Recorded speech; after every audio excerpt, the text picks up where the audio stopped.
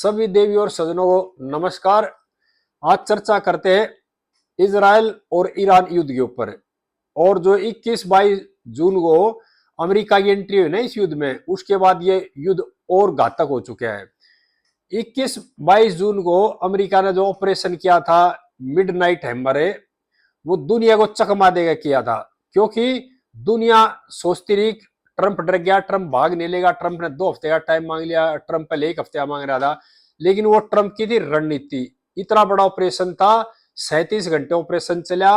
America से जहाज उड़ करके फाइटर जेट ईरान में आगे हमला करते और वापस चले जाते, जिसका कोई भी पायलट और किसी जहाज को कोई नुकसान नहीं, और पूरी तरह से ऑपरेशन को अंजाम देगा, वापस चलेगी। इस ऑपरेशन में 125 एयरक्राफ्ट शामिल हुए थे, जिसमें बम्बर विमान भी शामिल थे, उसकी प्रोटेक्शन के लिए फाइटर जेट भी शामिल थे, और जो ऑयल विमान थे ना, जो आसमान में उनमें तेल भरा गया था, वे विमान भी शामिल थे।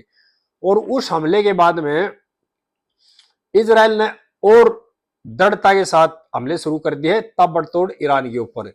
और दोबारा फिर इजराइल ने जो फोर्डो न्यूक्लियर संयंत्र था, उस ठिकाने में दोबारा फिर बमबारी की है। पहले लोग कह रहे थे नुकसान नहीं हुआ, अमेरिका ने जो अटैक किया, उसके बाद दोबारा फिर उसमें जाकर बमबारी की, उसको तहस नहस किया है फोर्डो संयंत्र को, जो परमाणु संयंत्र है। और ईरान पे इजराइल रात दिन बमबारी कर रहा है, और उसको ये कह रहा है इसको गाजा बना देंगे।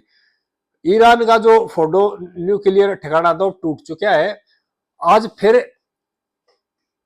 इजराइल ने 4-5 जगह बमबारी की है ईरान में। और दक्षिणी तेहरान में ना इजराइल ने बमबारी करके आईआरजीसी का जो हेडक्वार्टर है उसको भी तोड़ दिया, और वहां 100 जो आईआरजी है गार्ड मारे गए। और आईआरजीसी के चीफ ने यूएस को भी धमकी दी है, अब हम आपको के ऊपर हमला करेंगे और आपके लिए सही नहीं, आपके जो जितने बेस हैं एशिया के अंदर उन पर हम हमला करेंगे। और दोबारा फिर पहले भी हमला किया था टीवी चैनल पे, सरकारी जो टीवी चैनल था ईरान का तेहरान में, उस पर आज फिर दोबारा हमला किया है इजराइल ने। और ईरान का जो विश्वविद्यालय है ना, उस पर भी इजराइल की जो आईडीएफ फोर्सेज है उनने बमबारी करी है, और तेहरान में ताबड़तोड़ बमबारी कर रहे हैं। और 4 धमाके तेहरान के अंदर इतने बड़े हुए हैं, जो लोग उनसे काफी भयभीत और काफी परेशान है और डरे हुए हैं, और लोग ईरान को छोड़कर तेहरान को छोड़कर भाग रहे हैं। और इजराइल जो एक रणनीति के तहत हमला कर रहा है ना, वो कर रहा है सैन्य ठिकानों पे और परमाणु संयंत्रों पे, और ऐसी ऐसी जगह हमला कर रहा है जिससे कि सरकार के जो शासन है उसको उखाड़ फेंका जाए। इसी रणनीति के तहत इजराइल ने तेहरान की एविन जेल है ना, उसके गेट पर हमला किया, जिसमें कोई भी जेल में जो बंदी था उसको कोई किसी प्रकार का जान माल का नुकसान नहीं हुआ है। लेकिन जो जेल का गेट तोड़ दिया, और जेल का गेट किस लिए तोड़ा है, क्योंकि उस जेल में जो ईरान की मौजूदा सरकार है, उसने अपने जो प्रतिद्वंदी है ना, पॉलिटिकल प्रतिद्वंदी है, उनको बंद कर रखा है। यानी कि इजराइल ने इस रणनीति के तहत ईरान की जेल पर हमला कर दिया, जेल का गेट तोड़ दिया, कि जो भी नेता उसमें बंद हैं, जो भी सरकार के विरोधी उसमें बंद हैं, वो जेल से बाहर छूट कर निकल जाए, और वो आकर के विरोध करें अपने शासन का, अपने जो सर्वोच्च नेता खोमेनी का। और ये सोचकर हमला किया भाई किसी भी इसमें कैदी की या किसी नागरिक की जान नहीं जानी चाहिए, खाली उसको गेट तोड़ा है। और ईरान का जो विदेश मंत्री है, ईरान की सरकार है, वो इतनी डरी हुई है। ईरान के जो सर्वोच्च नेता है अयातुल्ला अली खामेनेई, उन्होंने पत्र लिखकर पुतिन को भेजा अपने विदेश मंत्री द्वारा।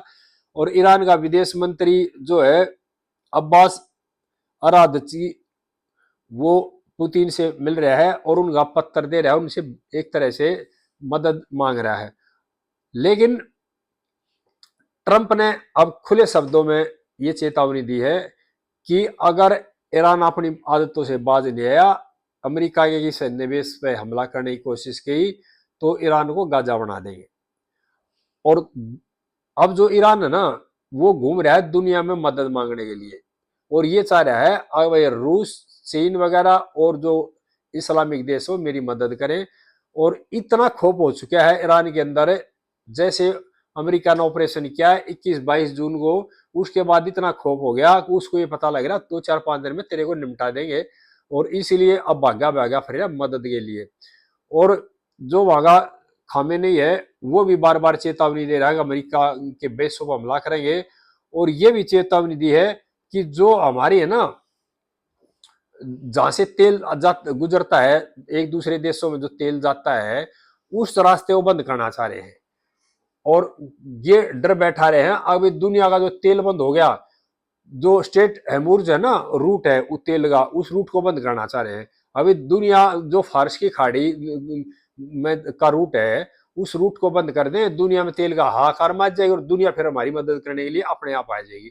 इस सोच के साथ उन्होंने ये डिक्लेयर कर दिया, वहां के राष्ट्र सर्वोच्च जो नेता है खामेनी ने, कि हम इस रूट को बंद करेंगे, स्टेट हॉर्मुज जो रूट है जहां से समुद्री जहाज आते जाते, तेल के टैंकर आते जाते हैं।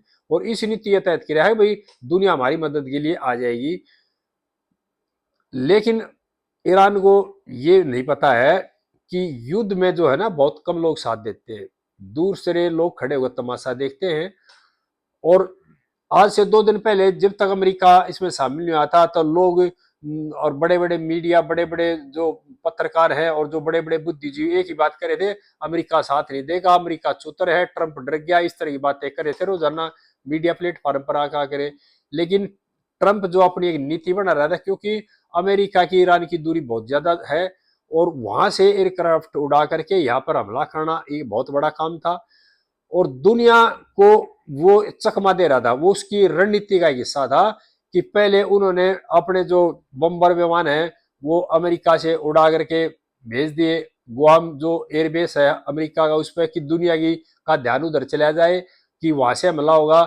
उसके बाद और दूसरी नई रणनीति अपनाई, दुनिया देखती रही है तो युद्ध अभ्यास कर रहे हैं। लेकिन उन्होंने जो टारगेट ले रखे तो कई 2 डेढ़ 2 साल से तैयारी कर रहे थे, इन इन ठिकानों पर हमने अटैक करना है।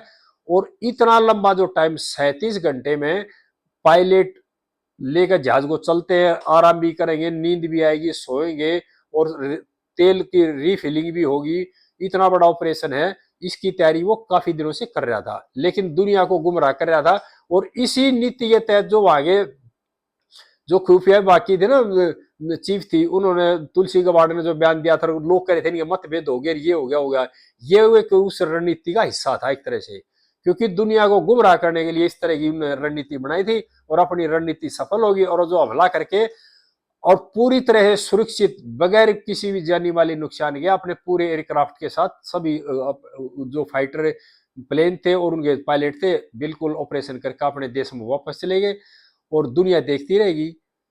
और इस तरह की रणनीति युद्ध में होनी चाहिए और युद्ध इसी तरह की रणनीति से जीता जाता है। और अमेरिका ने जैसे हमला किया ईरान के ऊपर, उसके बाद इजराइल ने भी और बड़े ताव के साथ हमला करना शुरू कर दिया और रोजाना ईरान को तबाह करने में लगा हुआ है। सभी देशवासियों से प्रार्थना है इस वीडियो को ज्यादा से ज्यादा शेयर करें, मेरे चैनल को सब्सक्राइब करें, इस तरह की बातें फिर शेयर करते रहेंगे आपके साथ। जय हिंद देशवासियों।